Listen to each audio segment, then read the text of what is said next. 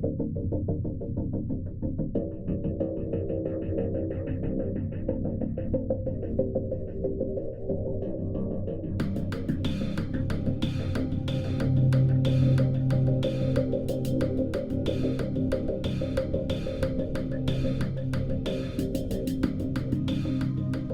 everyone, this is Dark Journalist with a very special interview for you with former Assistant HUD Secretary Catherine Austin Fitts. Catherine's latest Solari report outlines the dangers of the reset regime as they move forward with a transhumanist agenda that sees humanity as a resource to be harvested and is seeking to merge with AI robotics. Catherine tells us the Technocrat Takeover is here and is using every emergency to prevent the public from waking up to their plans. And those plans call for full-spectrum dominance. Are we already at war with a globalist syndicate that's consolidating power on Earth and in space? Here we go, former Assistant HUD Secretary Catherine Austin Fitts, stopping the Technocrat Takeover.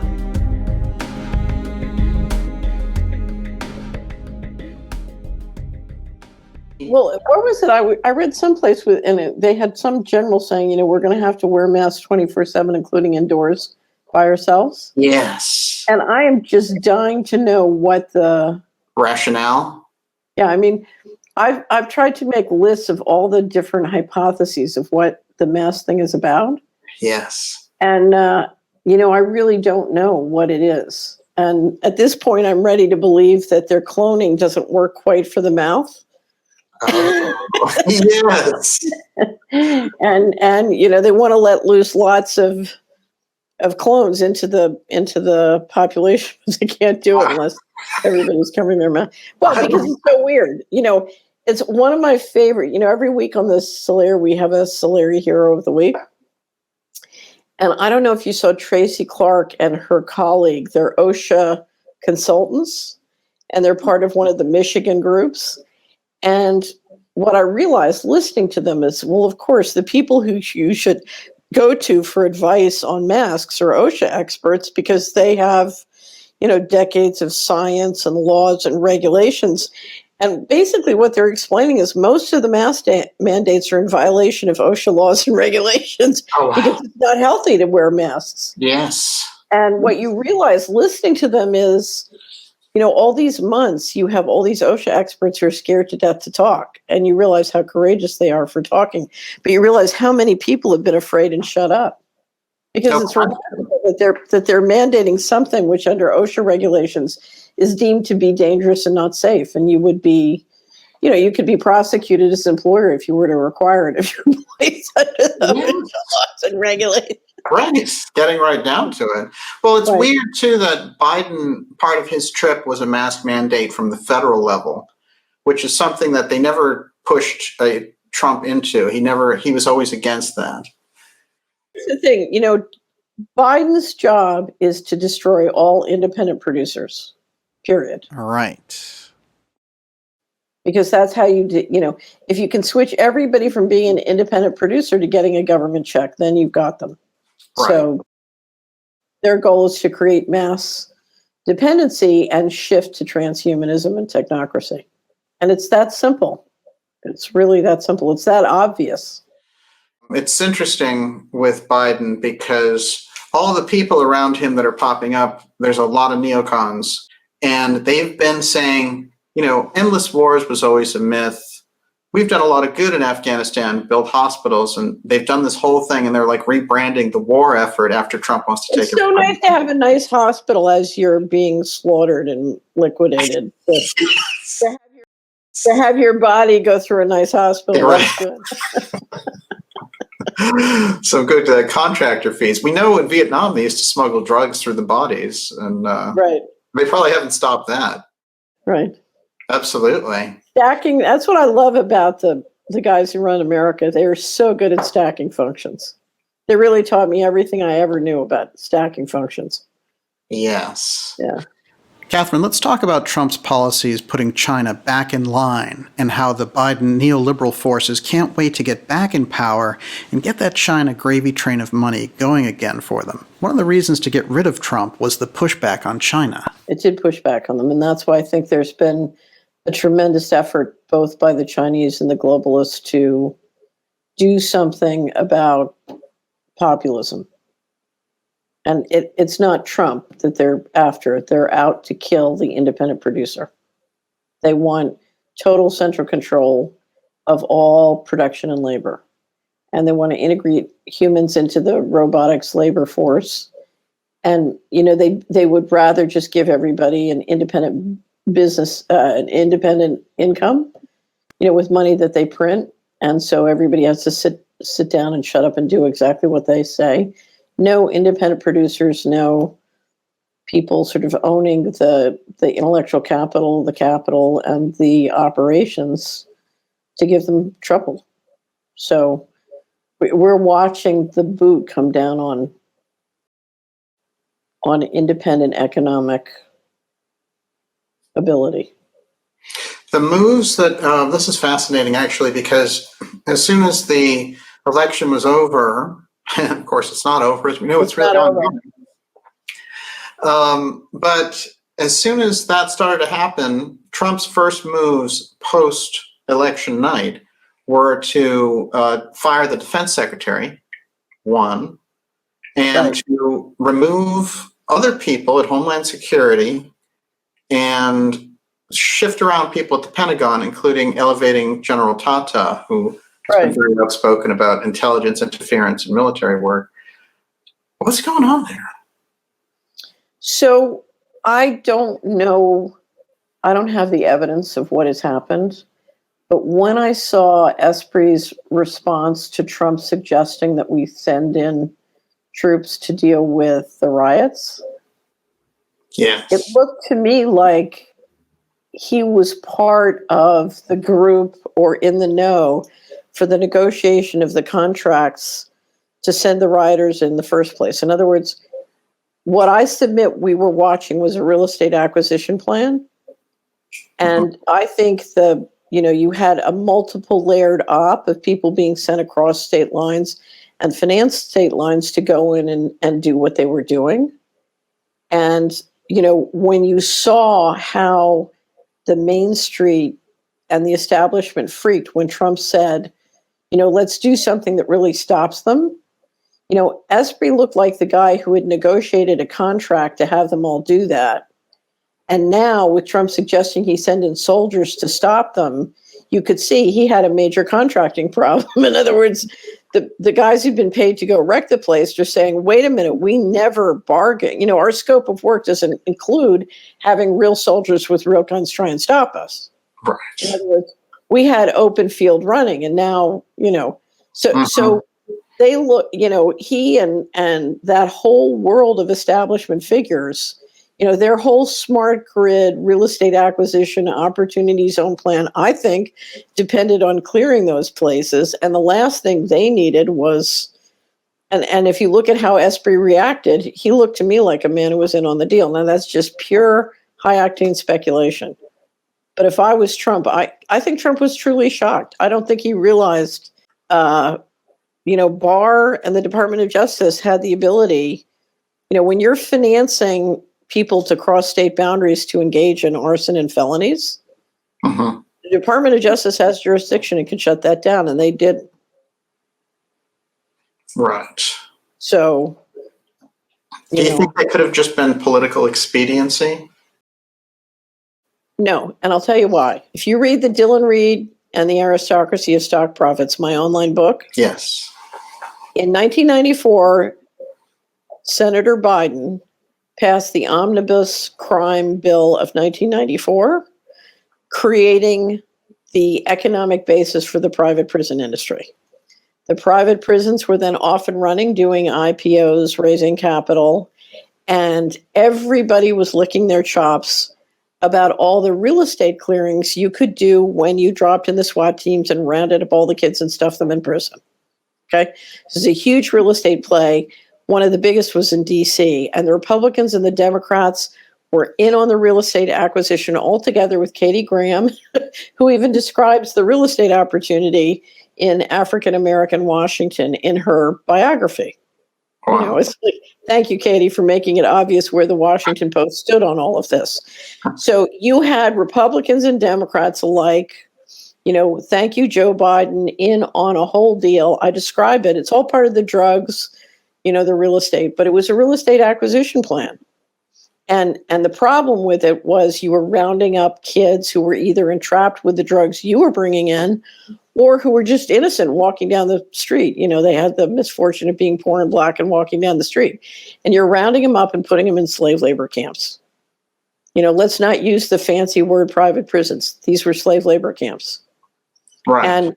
And if I tell the whole story and document it and document how much money everybody was using on it, wasting taxpayers' resources. This was a big financial engineering and big money, big profits. So if you look at how that worked, it looks to me like Joe Biden and his friends are doing the same thing, and it's bipartisan. So there's no way that goes down and Bill Barr does nothing unless you got plenty of Republican money in there too. So my expectation is, if you unpack the money, it's both sides. And remember, Kamala Harris is very clear. Oh, the riots are going to continue. Yeah, right.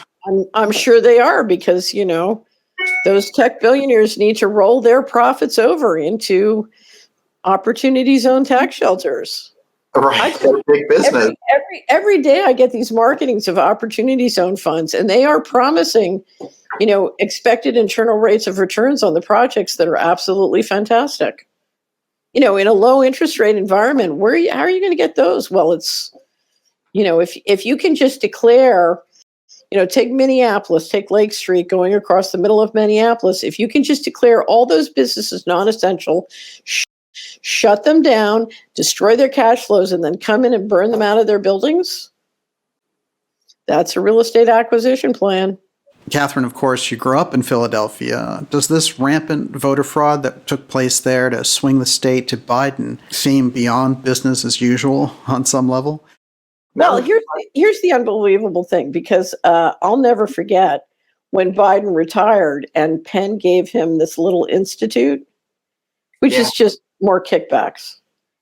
And I watched the university and the university endowment be a critical part of basically, with the drugs and the mortgage fraud, destroying that whole area, and as all the Black communities got devastated by drugs and mortgage fraud, the university would get richer and richer and richer. Wow.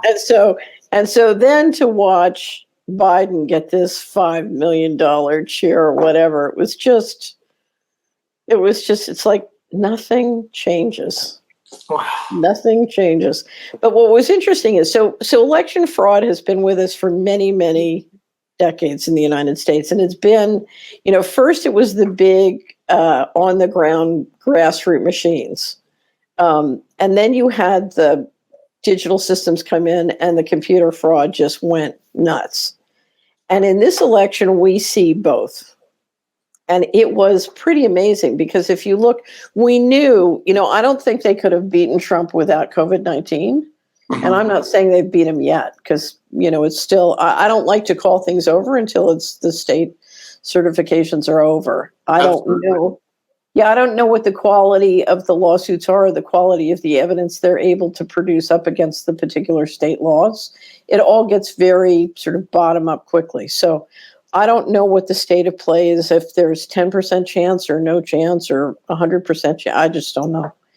But it ain't over. And even if Trump is lost, Trump has tremendous reasons to want to bring out in court as much as possible and to fight this as much as possible, particularly until the Republicans lock up the Senate. They still have not locked up the Senate, and that's very, very dangerous. Anyway, but this time we saw this layer added by the mail-in ballots, and Barr knew. It was very interesting. Barr gave an interview a month before the election, and he said this mail-in ballot process is very, very bad. He knew how bad it was going to be because it gives you the ability to basically wait until you see how many votes you need and then pile in, 250,000 completely counterfeit ballots. Boom.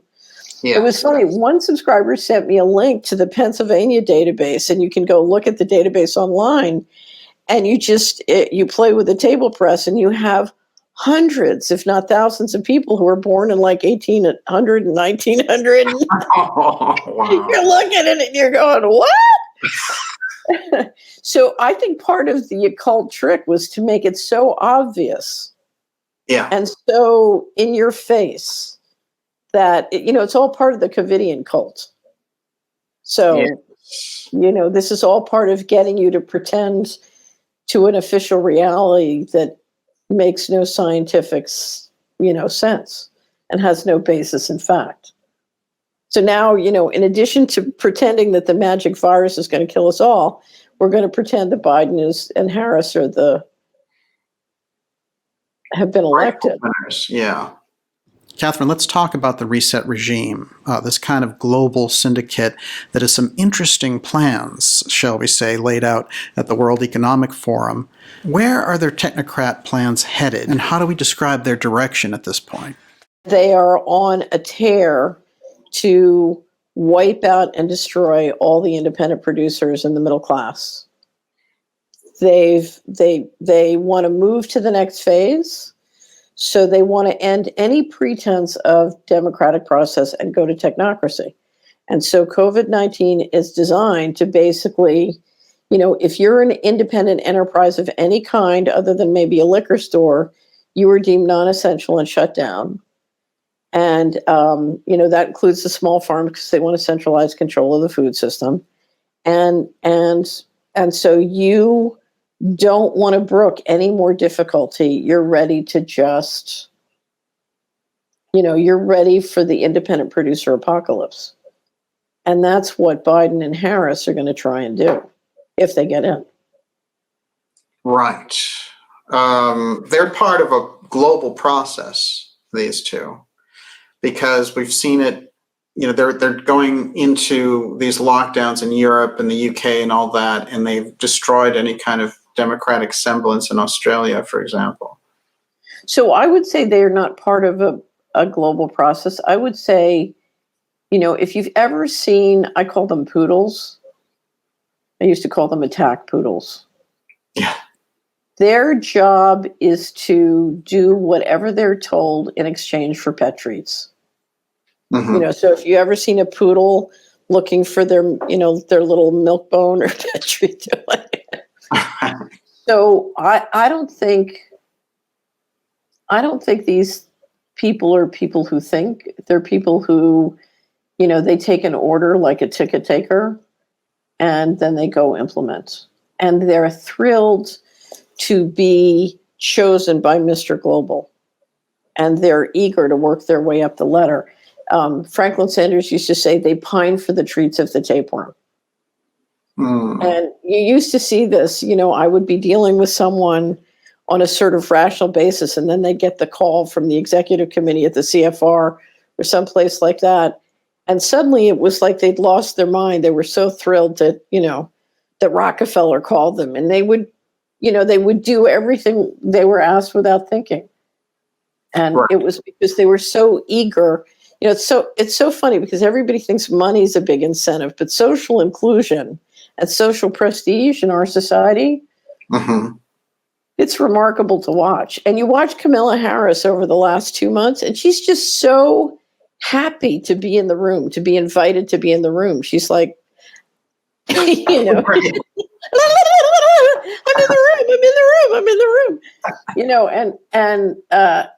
So these are not people with any power of their own. Yes. They're invited to be the designated representative to go do this and that. Well, we have two processes going on, really. It's the election and the COVID, the COVID presidency they're trying to install, all the things that they've been doing to create this kind of lockdown atmosphere, taking over the population with all these restrictions. Both of these things together, if Biden were to get in, what will we be looking at in 2021? Okay, so the important question is because you have both the White House and the Senate. Right. Okay, so who controls the Senate and who controls the White House? And we've got the seats in Georgia open, so it's still not decided who controls the Senate. Favoring Republicans currently. Right. So our possibilities are all Democrat, all Republican, or hybrid, with the Republicans controlling the Senate and the Democrats controlling the White House. And those are three very different scenarios. Okay. Okay. And it's important to remember that. Now, let's look at the all Democrat scenario. Two things are going to happen. An all Democrat scenario means you get a gigantic stimulus bill which buys all the employees in the country out of the independent producer system so they can shut down the independent producers and get everybody dependent on government money. And then it means that the SDRs from the IMF, $3 trillion, will be approved by the Senate, which means the IMF can run around the world and buy up everybody globally who's been slammed by COVID-19 into the Bill Gates identity mark of the beast system. Okay. Yes. And then you're full on transhumanism, and you watch, Biden's going to try and be part of implementing a global mask mandate that says you got to wear masks 24/7. They're probably going to require you to wear them when you go to sleep. And so you can't even make this up, but it's going to be full on cult. Now, I have to tell you, I just discovered, I don't know why I didn't discover him sooner because I love him so much, is CJ Hopkins. Yeah. I don't know if I read his stuff. I found it because a subscriber sent me a link to the Kavinian Cult, which is one of the most insightful articles written about the whole COVID-19 op. Fantastic. Yeah, for those of you listening, you can find it at his website, The Consent Factory. But if you go back and read his writings, basically what he says, and it's very clear, is the global ruling class realized in 2016 they had a problem, and that was that no one was enjoying their system except them. Right. And what he describes is, they then turned on the shriekometer to basically do everything they could to attack the populace and Trump. They had to get rid of Trump, but it's much bigger than getting rid of Trump. It's getting rid of the base that can keep producing support for populist candidates, okay? Right. But if you look at where they want to go, is so, transhumanism is so hard for most people to fathom that they literally cannot fathom this. And if you watch what these guys have been up to during the election, because to me, the fake virus and the fake election are part of the same fake thing. Mm-hmm. They're all part of the same fake reset. So, but if you look at what they're up to, they're trying to get the tech guys to implement what you need for transhumanism. They're trying to get the pharma guys to implement what you need for transhumanism. They're trying to get the military. They're trying to get the central bankers. And they're trying to get everybody to do it in a way that no one can connect it in their minds. Right. That's one thing. And the reason I wrote State of Our Currencies and published it when I did was to try and get people to understand these different pillars are part of one thing. And you need to absolutely integrate them.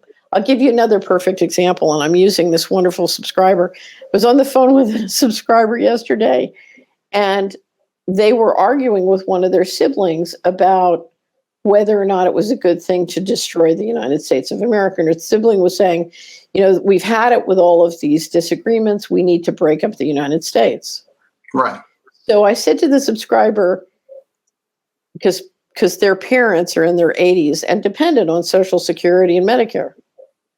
I said, did your sibling explain how you were going to support your parents in the old age now that they're going to lose? They think it's a good idea for them to lose their Social Security and Medicare. And they said, my sibling doesn't connect the dots. Mm-hmm. Mm-hmm. They can't connect the fact that bringing down the country will relieve the global predator class from having to keep its obligations on pensions, on Social Security, on Medicare. They can't connect the idea. They're proposing something that will allow the global ruling class to abrogate all of their retirement obligations. if you were to look at what takes place in a Civil War action, how does it abrogate all the obligations that the United States has in military pensions, Social Security Fund, and everything else? How does it work? Let's say there's a civil war and they secede certain parts of the nation off. How does that abrogate all of these obligations? Well, if you're, let's take a state. So let's say you're Michigan and you secede from the nation. You know, as a legal matter, what does that do to your connection to federal obligations to your citizens? Right. Right. You're no longer U.S. citizens. You know, I'm sure the feds can take the position you're no longer eligible. Yes. Remember, there is no paint by numbers kit on how to do this. We're in the invention room. Right. And so just as the states can invent what they do, the federal government can invent how it responds. Mm-hmm. Now, I'm assuming if their goal is to get out of their financial obligations, you know what they're going to invent. But as a legal matter, the latitude, the width of all the different ways they could play this are. Right. I like your example of Michigan. Let's just go with that for a moment. So Michigan says, I'm seceding because we don't believe in the United States. And then, let's say there's like all of these things like race riots and all these types of things. And it creates the atmosphere where they can do that. And then once they're off, they've convinced their citizens that everything will be hunky-dory. We have our own economy and all the rest. You don't need the federal government. Right. And so we don't have to pay federal taxes, right? Right. But they don't have to send Social Security and military pensions and all these different monies. Right. And then the question is, where are we going to get our military from? Mm-hmm. In other words, they control the satellites, right? Yeah. They control the navies, which can block the food coming up into our lakes, right? Mm-hmm. So they control our skies and they control our waterways, but we're free, right? Right. So any real secession would just be cosmetics. I don't know. It might get them out of it might get them to abrogate the liabilities, but they're going to control through the satellites and the control of the waterways. Right. Exactly. You feel that with the election and with COVID, part of this plan was to create a breakup of the United States to get out of those obligations. So I don't know. I think there's some people who would like to see a breakup. Mm-hmm. And I think they absolutely want to stop. As long as the federal mechanism exists, there is a pathway to get the $21 trillion back. Right. Right. So I'll just be a bad guy. You know, the first thing I would do if I had the power was I would demand the financial statements, the bank statements for the Carlyle Group, KKR, and Texas Pacific Partnership, or what is TPG's Texas Pacific Group. You know, from 1997 in October, when the money started going missing, until 2015, I would demand the financial statements for all those private equity groups, their leaders, and that includes, Mr. Powell himself. Wow. And David Rubenstein, chairman of the Council on Foreign Relations right now, partner Carlyle. So you got the Fed and the CFR. But I would come at it bottom up. So I would ask for the bank statements of HUD, DOD, Carlyle, Texas Pacific Group, KKR, and then all the sort of key partners there, especially those ones who were in and out of positions that had fiduciary responsibility. I would want the same for the board of governors of the Harvard Corporation and the Rockefeller Foundation. And I would look at all those bank statements as well as the bank statements for the big banks that ran the depository for the U.S. government, for HUD and DOD, and the payment contractors like Lockheed Martin, now Leidos, who were running those payment systems. Let's just get out all the bank statements, and let's look at where the money went and how it worked and who got what piece of the action. Now, that's exactly what they don't want to have happen. Mm-hmm. And I think if you start abrogating or significantly debasing the pension fund retirements and the Social Security retirements, you've got a lot of intelligent people who have a lot of financial experience who are going to start asking questions, where'd the money go? Right. I remember there's a famous memoir where an aide to Ronald Reagan writes that sometime in the early 80s, when he became president, he looked and he had this meeting with David Stockman and some other people about the Social Security Fund. And when they looked in there, it was just a bunch of IOUs, and he was horrified because he realized that Social Security was going to go away unless they did something about it. So this is basically, this is the same type of situation, which is when we look into it, just like when you're talking about with the bank statements. You know, I remember watching some Senate hearings where when you first came in to HUD, and it was during a scandal of all this missing, you know, all this fraud, and it was all about cleaning it up. What kind of mechanisms do we have now for going in and cleaning up government agencies? So in theory, there are hundreds and hundreds of mechanisms. You know, it's a little bit like the joy of cooking. There are hundreds of recipes. Nothing can be done until we have a significant shift in consciousness. You know, so I'm always saying if we can face it, God can fix it.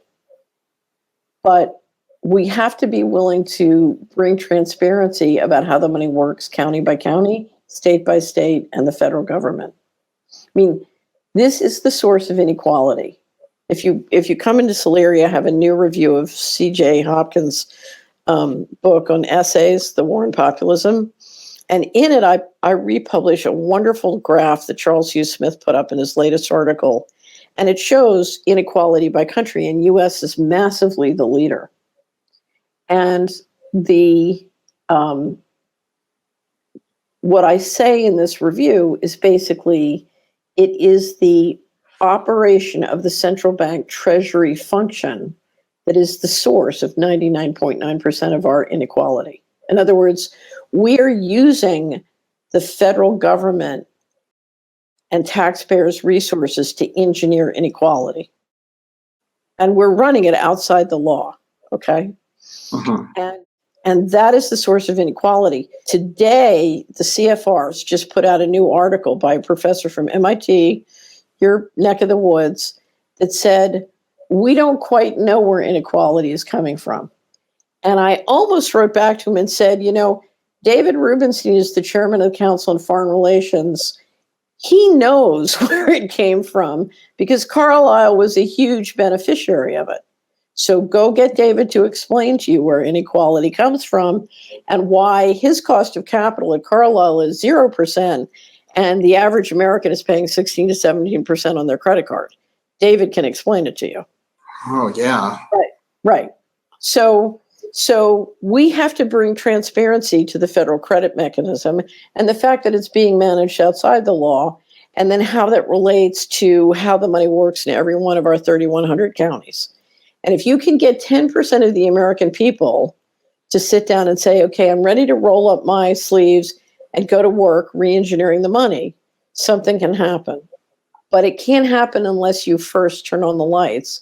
And that's a big problem, Daniel, because I would submit to you the number one problem in America right now, as it looks to me, is mind control. The competitive edge of the leadership group is they have done an incredible job of taking mind control and moving it out of the Manchurian candidate world and into the I'm on my cell phone zombie trance world. Right. Because the average American cannot connect the dots and they are addicted to watching the Shriekometer. Right. Right. This is a major problem, and the mind control gets into every area, everything from entertainment to politics to ideas about freedom and civil rights. You know, the idea that civil rights now constitutes an 8-year-old kid choosing his own gender. You know, this is probably this is maybe a good snapshot example of this. But let's look at this. I want to nail this missing trillions aspect. You've looked at it for 2 decades. you've come up with incredible background in these agencies of missing funds. And the amounts that you actually tabulate, there's like a proven amount, and then there's amount that you kind of speculate is out there. The amount you speculate is out there is about 60 trillion, and the proven amount that you've come up with so far is 21 trillion.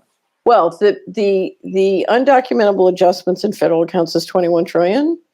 The amount lent or given during the bailouts is 24 to 29. Those two numbers together, that's what puts you at $50 trillion. Right. And the 24 to 29 was an estimate done by the Levy Institute, but it fits with the numbers we did during the bailouts. So I'm pretty confident. And I think the TARP Inspector General mentioned 24 to 29 trillion. So those two are documented by government numbers.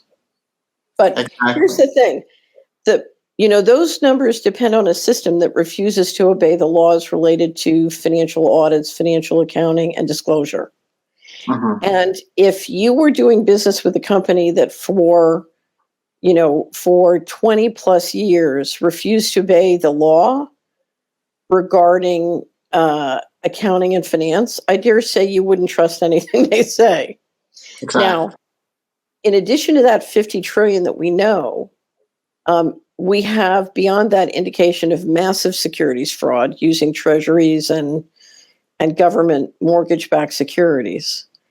But then in addition, we have, if you come to missingmoney.solari.com, we have a series of 7 articles on the different laws related to federal credit mechanism, including the black budget and classification laws, and on FASB 56. So FASB Statement 56 was adopted in 2018 by Trump and both sides of the House and Senate, totally bipartisan.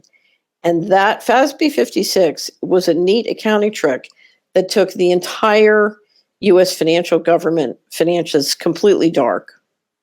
Okay. So if someone wanted to go in there and audit it from an independent point of view, those numbers are no longer accessible. No, they're no longer meaningful.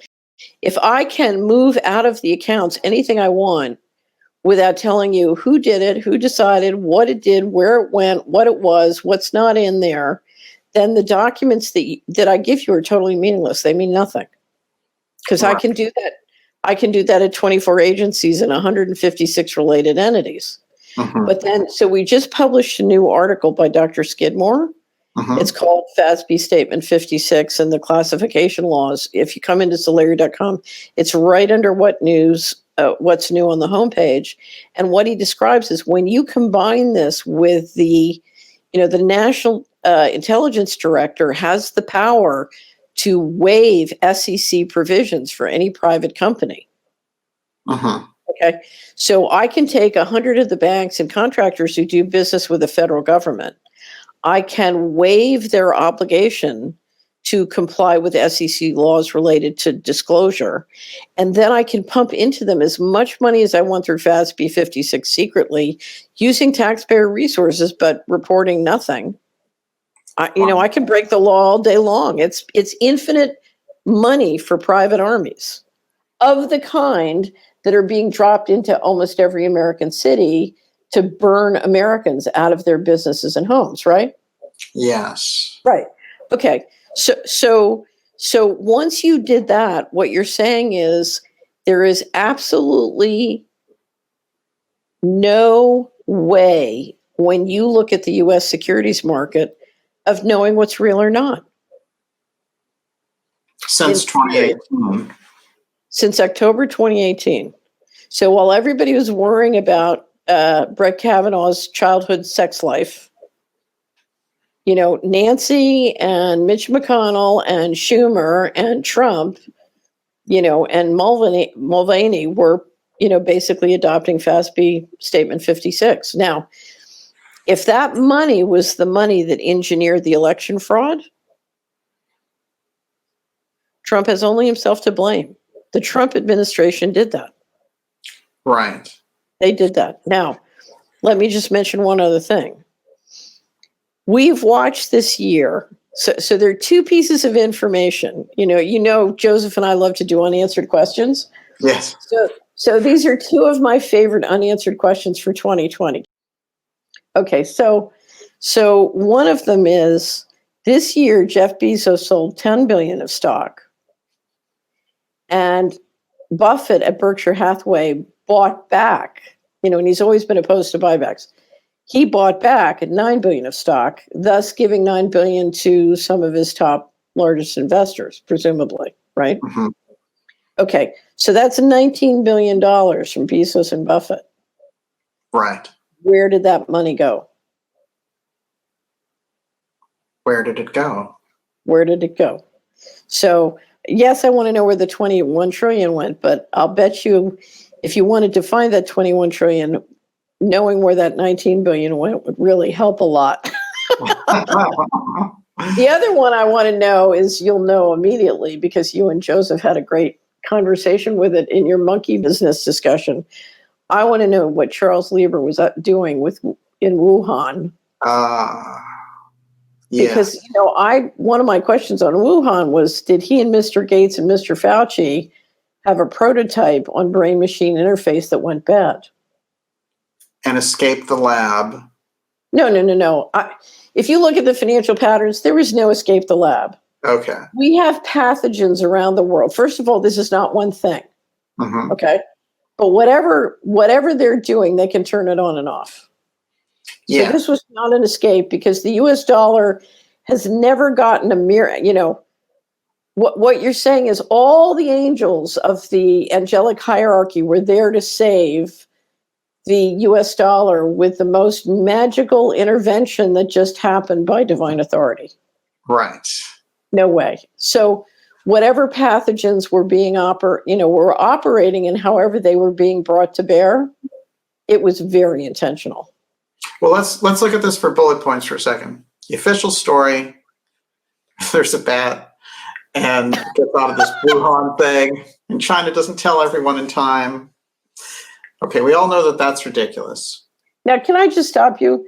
Yeah. Have you ever read the Ellis Metavoy green monkey story? Yes, we went into it in our last discussion. Okay. So the bat is just the green monkey. Right. Now, did you see the Denmark is eradicating their mink population? Yes. On the theory that this can go from bats to humans to minks and back to humans mutated? Right. Right. So we've gone from green monkeys to bats to minks. What is the motivation behind destroying 17 million minks? Who's coordinating that? That's very unusual. Horrific. I can't imagine. I know there's this, you look at those and you think, because you and I are in a similar situation. We're publishers. We're going through the day, looking at thousands of stories, saying, okay, what's the deeper message and what's important? Right. And so many times during the day, you look at something, you start to laugh, and you say, there's a story there, and I would love to know that story, but I'm not going to spend 1,000 hours getting to the bottom of that one, because that's not going to help my subscribers. You mean like Hunter Biden's laptop, for example? Well, I think Giuliani had used the laptop thing with great success. I mean, I really believe Anthony Weiner's laptop won the 2016 election for Trump. I really do. Yes, because of the incredible corrupt details that were on the laptop. Yeah. And I wish they could have gotten Hunter Biden's laptop a month earlier.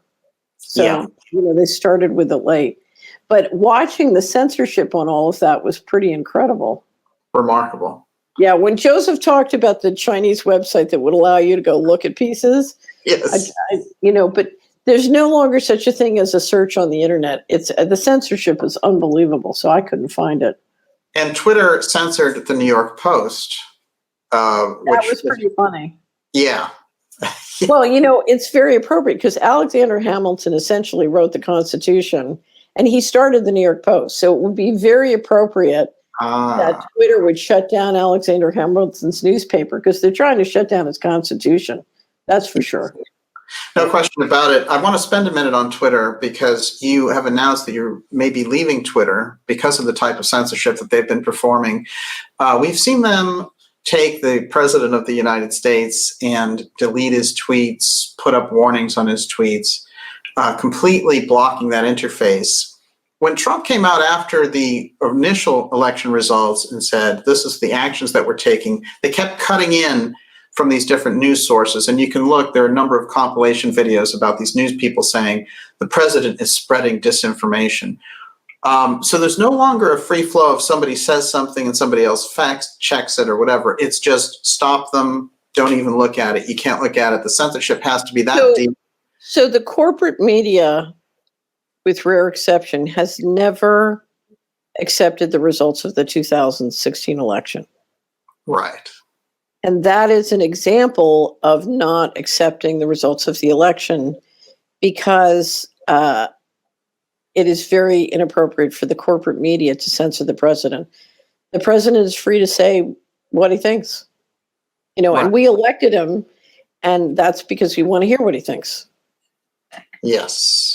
And the corporate media is saying, well, we choose to. Now, what I will tell you is, to me, that's not the corporate media. That's basically the U.S. intelligence agencies, because they control the Shriekometer, in my experience. I think Senator Schumer is correct on that one.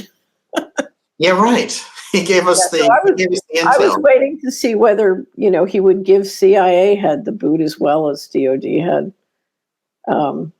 That's a good point, actually, because you have Gina Haspel out there, and Trump hasn't fired her as this act of realizing that the CIA was involved in rigging this vote, which is what they do quite well, interestingly. They're great. Something, they're really good at it. One of my favorite stories is in Christopher Simpson's book Blowback. He describes the Dulles brothers sitting at Sullivan and Cromwell, and they've won the war, and they've laundered the Nazi, the monies they see from the Nazis into the Exchange Stabilization Fund. And the Vatican has asked them to rig the 48 elections in Europe, because they're worried about the independent producers once again having a say. Right.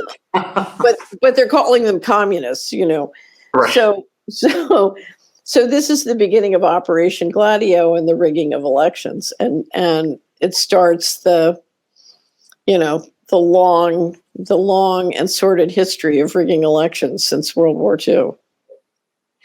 You do have some very interesting people studying the Dominion software that flipped a lot of these elections. We know how easy it is to rig software to flip elections. Right. We've talked to people who have been involved in developing programs that could do that. So it's just a fact. Homeland Security came out, and the New York Times put it up as their headline, which doesn't really mean a great deal anymore in terms of credibility, but there they were saying this was the safest election ever.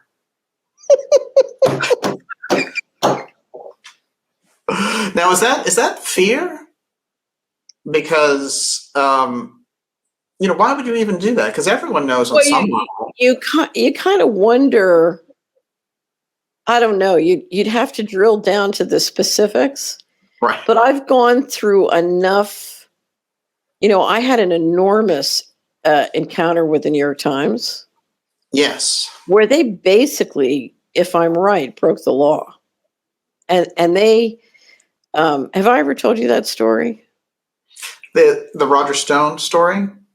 Yeah, that was the Roger Stone. Okay, so I've told you the Roger Stone story. Yeah. But they basically printed something. It was in the print shop and it was false. Mm-hmm. And luckily, the print shop gave the reporter a heads up because they were changing it. They were making the print shop change it without her permission.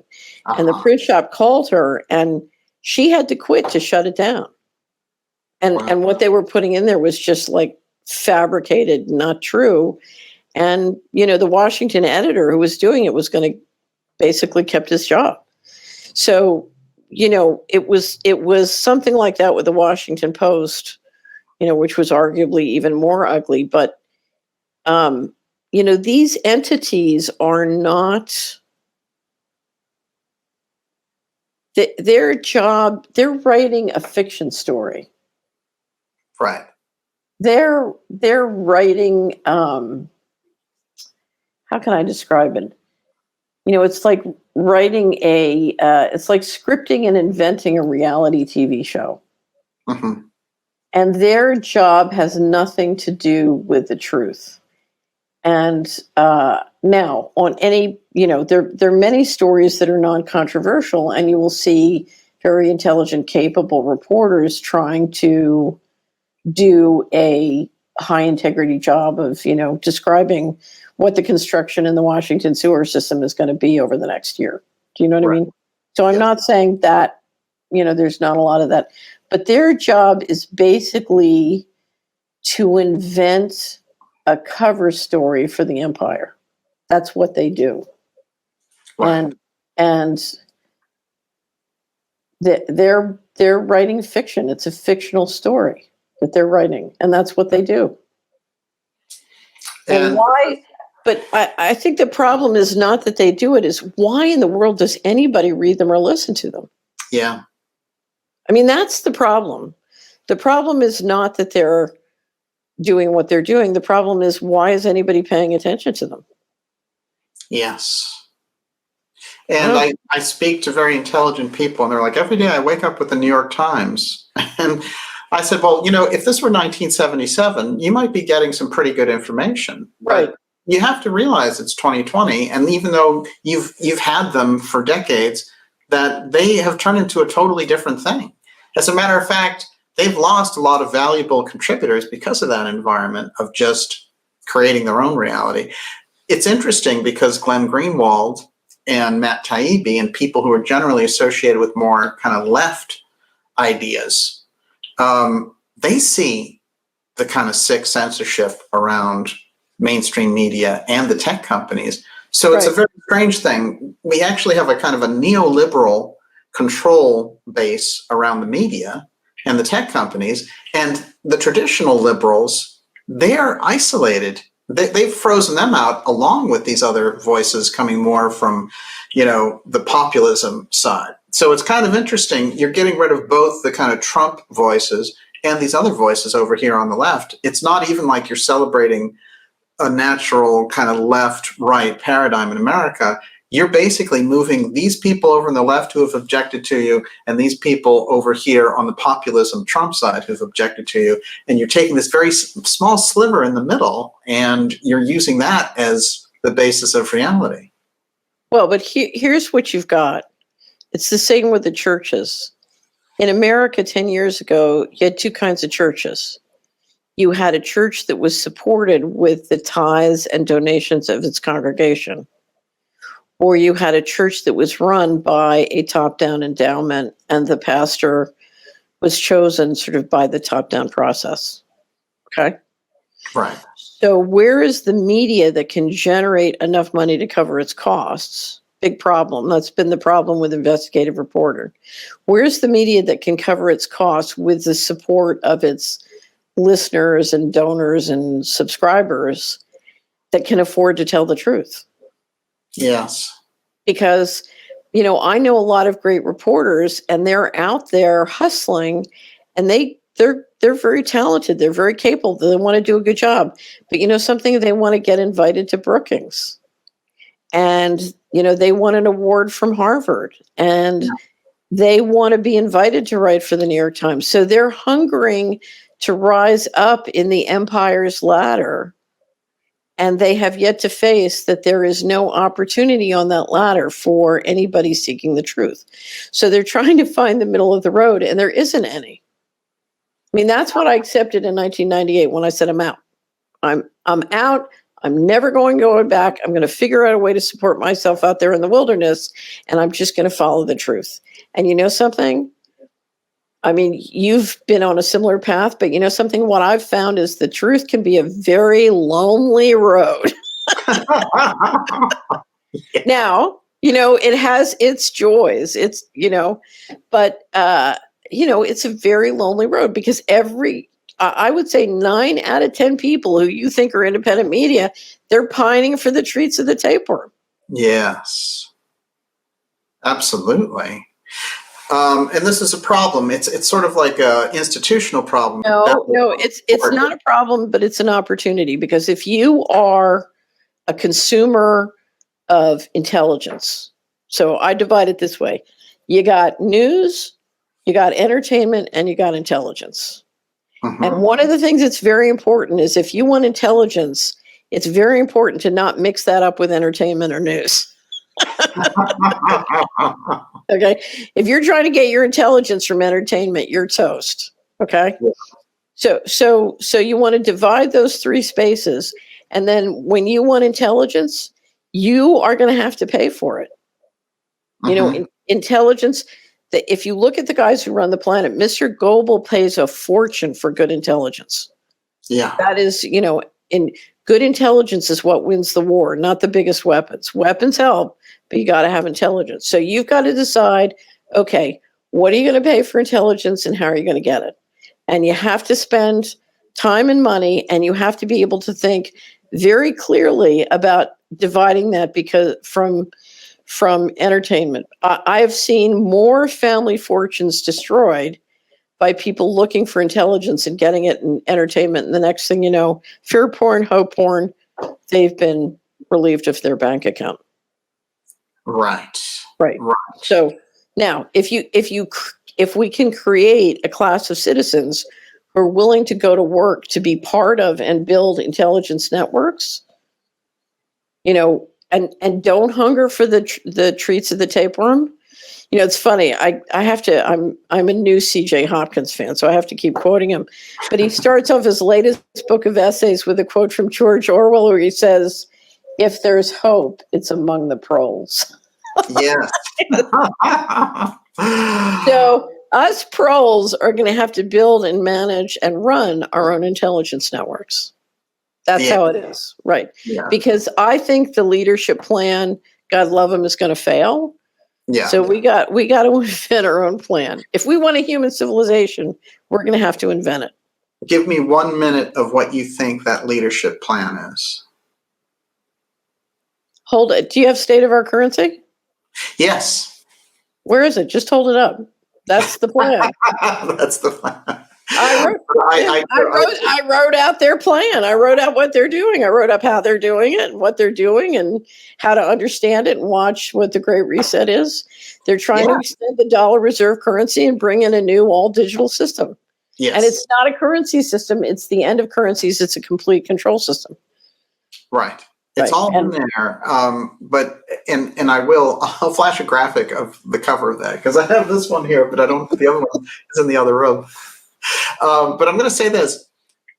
What they're going for is a transhumanist system, and what they're going to do initially is they're going to go for a kind of guaranteed basic income idea, and then a person is going to be able to, For some, yes. For some. For others, you can run down their family net worth. So you can run out their current net worth. So they're going to harvest. They're going to try and harvest that. And other people they're going to cull. You know, let's be real honest. What we saw in New York, we saw culling. Right. That was a cull. Yeah. So we're seeing people literally targeted and killed. And it wouldn't surprise me if you look what they did in New York, if that was basically an insurance relief act. Right. Because you've got the long-term care insurance industry in real trouble. Their payouts are skyrocketing. And you've got the same problem with Medicare, Social Security, and and the health guys. They all promise things they can't afford. Right. So we're watching a culling, and my concern on the next 4 years is that culling going to accelerate? Absolutely. Well, let's take a look at New York real quickly and use it as a model for this discussion. They got rid of a number of businesses. They got rid of Main Street in New York. Is the idea that, and Cuomo wanted to push with Gates, who he's getting support from and has all these initiatives with, the idea of never going back to physical school, that schools can always be virtual. So are they thinking, because you've talked a lot about real estate here, So they look at New York and they say, we get rid of all that real estate, we build all this new stuff, it's a smart city, we connect everyone in through that, and this is an easy way to throw all those people out of there. And also, when we talk about the school part, those school buildings and all that stuff, we can use all that. We can scrap that too and make smart cities with that. I'm not sure. Clearly, somebody's going to pick up a lot of real estate in New York cheap. This is a very long-term vision. Mm-hmm. The question is, what population do they want to swing in? I'm not certain. They clearly have very big plans for New York. I mean, my concern with the kids is you want kids online so you can do surveillance and mind control. Right. So there's no doubt they want complete control of the kids. They want to break up the family. I mean, if they could birth kids in test tubes, they would. They do not want, if you look at the love of a man and a woman, or a parent of a father or a mother for a child, those are the love bonds they want to break up because it keeps them from controlling. So the love of parents for a child is the most powerful political force on the planet, and it's the one they've never been able to bust. Klaus Schwab brought it up recently in a tweet saying something along the same line that this is something that needs to be looked at and changed. Well, if you look at a human as livestock, that's, you and I look at a human as a sovereign individual, but they look at a human as livestock. Right. So, you've seen the movie Forgotten with Julianne Moore. Uh-huh. Right. That's the story of not being able to destroy the bond between a mother and a child. Right. Right. Catherine, it seems like you're spelling out their end game here. There's a kind of shock and awe that we're seeing that's being deployed by the globalist syndicate. How do you see this all playing out?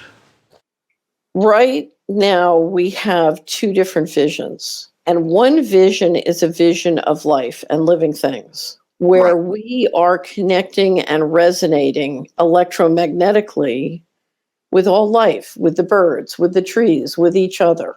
Okay? What they're trying to implement is a system where life is not allowed to resonate. You've got to social distance, you've got to wear a mask, you've got to, your body's got to be filled with little things that allow you to be a receiver, you've got to walk around with your surveillance device and be mind controlled. And they're trying to break all life down into something that can resonate with their machine. Right. And it can be hooked up on AI and software, and it can teach the robots how to do all the human jobs, and basically they're trying to take all the connections in life and put a toll booth between them and recircuit the thing into their machine. Now, if you look at the design of what they're trying to do, it's hard for most people to fathom because if you understand life, it's so psychopathic, it's unbelievable. Mm-hmm. And you got to give them credit because the hubris is off the charts. But that's what it's about. And so ultimately, part of the issue of sovereignty is not just are our physical bodies sovereign, are our minds sovereign, but is our electromagnetic space sovereign. Right. Because a lot of the manipulation is working through this. They are trying to assert electromagnetic control of our body and our intelligence. Through injecting nanoparticles, through dropping particles in chemtrails, through different types of systems. Right, but I think they're prototyping. I think they're trying lots of different stuff. If you come into Solari after you log in, we have something called Dr. Gates's creepy technology database. Right. and we just, during the year, all the creepy technology and all the announcements, we just throw it into Dr. Gates's creepy technology database. And it's astonishing. If you look at State of the Currencies, I have a section called Human Ingestibles and Injections, and it's got a summary of a lot of the big different kind of creepy technology they're they're trying. Because if you say, okay, well, this is a mark of the beast system, the question is, okay, which technology are they going to use? And I don't think they know. I think they're going to try lots of different things. And I don't underestimate the ability they have of sort of killing us while they're prototyping this. So this is fascinating. We've never seen an experimentation. I mean, if you look at the allegations of human experimentation done by the Germans during World War II, it doesn't hold a candle to this. You're talking about massive poisoning human experimentation on the entire global population. Right. Incredible. It is incredible. Catherine, before we go, you wanted me to mention a documentary here. I was part of doing an interview for a French documentary called Hold Up. I don't know if you've heard about it. Yes. It just launched this Monday. Wow. It's called Hold Up, and it is absolutely fantastic. I only met the guys because I was interviewing them. I was going to go to Paris, but then the lockdown came, and so I did it over Zoom. These guys are fabulous. They're very, very good. But they're wonderful human beings. It was only a first impression, but I just love this team of people. And the documentary is sensational. And the people they got the interviews with, you're talking about really serious expertise in medicine and science. I mean, it's an amazing thing. And if you look at their graphics, anyway, so this thing is really good. And we have one of our hosts on the Solari Report is French, and she says it's the talk of social media. Well, it only took 2 days for Vimeo to shut them down. YouTube and Vimeo just shut them down. Boom. Like this. Unbelievable to watch. Because, these guys, this was very professionally done. Okay, so they shut them down. They used a copyright on something. I don't know what it was. So they're back up on Odyssey. And if you come into my Gab, you can get it. Or their tprod.fr is their thing. But it's really, really professional. So they're now doing a crowdfund because, Vimeo, they were going to charge some small amount on Vimeo. Anyway, so the English will be out in 2 weeks. But if you look at the speed at which they shut this thing down, or they tried to, it was amazing, which tells me they don't feel confident. They're running scared. Wow. Right. Yeah. It's fascist censorship. This is fascinating. I'm getting so many ideas from what you're telling me, because there's a whole thing I've learned about how when somebody gets shut off on YouTube, it sends a flag over to Twitter, and then they shut the Twitter off, and then Patreon gets the word, and then they shut them off. And before you know it, that guy opens up his thing. He had a whole thing going. He had Twitter, he had YouTube, he had Patreon, and boom, they're all gone on the same day. Right. Pretty fascinating. Catherine, truly amazing information today. Thank you. We'll have you back shortly for more incredible insights on the reset regime that's attempting to control every aspect of humanity. This is authoritarian, and the world needs a wake-up call to expose what's really going on, and I think you gave them that ring today. Of course, all of your work is available at Solari.com. I want to remind everyone to go to darkjournalist.com for more upcoming interviews, documentaries, and special reports. Remember to join us Friday night at 8 p.m. for the X series. See you soon.